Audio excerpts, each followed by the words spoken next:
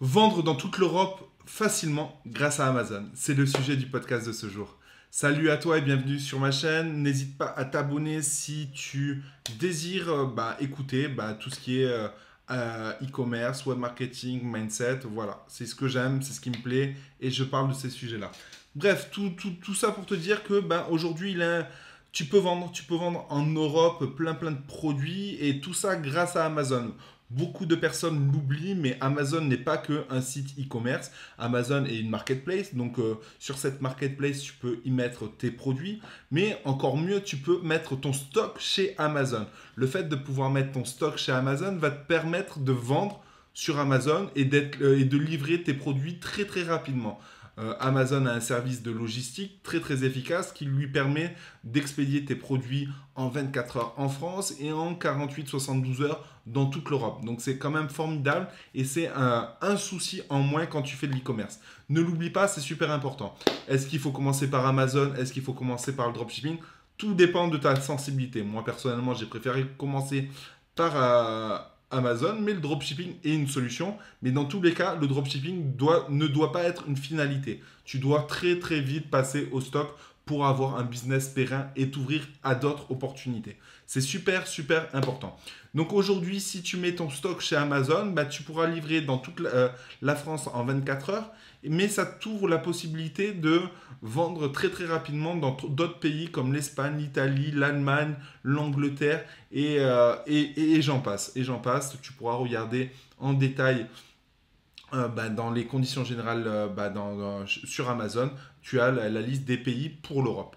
Donc c'est une bonne nouvelle. Donc après tu vas te dire mais comment ça se passe? Comment ça se passe? Parce qu'il faut que je traduise ces fiches produits dans la langue du pays, il faut que je gère le SAV dans la langue du pays, il faut que je gère la TVA dans ce pays. Comment ça se passe? Te mets pas de pression.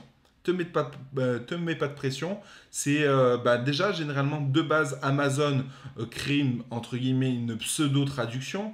Après, ils ont un service de traduction si tu le souhaites, si tu vois qu'un produit commence à être gagnant. Mais je t'invite fortement à faire appel à un traducteur sur Fiverr ou encore sur Upwork. Voilà, grosso modo, ça va te coûter 20 balles pour une traduction de fiche produit. Mais au moins, tu auras une fiche produit de qualité et tu vas pouvoir mieux ranker ou donner plus de pertinence à ta fiche produit et donc à ton produit. Et donc, la conversion va être bien meilleure. N'oublie pas une chose, mets en place des séquences mail, même si maintenant les séquences automatiques ont beaucoup moins de valeur dans le sens où la conversion est beaucoup plus faible. Tu peux toujours mettre ça en place, ça ne mange pas de pain.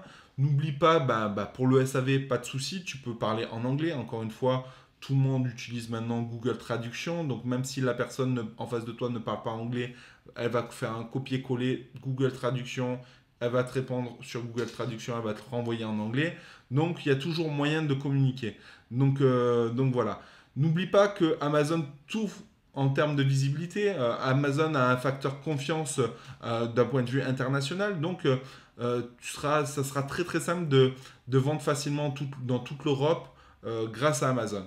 Donc tu vois, quand tu fais de l'e-commerce, je t'invite fortement à avoir une vision long terme. L'avantage de Amazon, c'est que tu peux avoir des résultats très rapidement sans mettre pour autant faire beaucoup d'actions.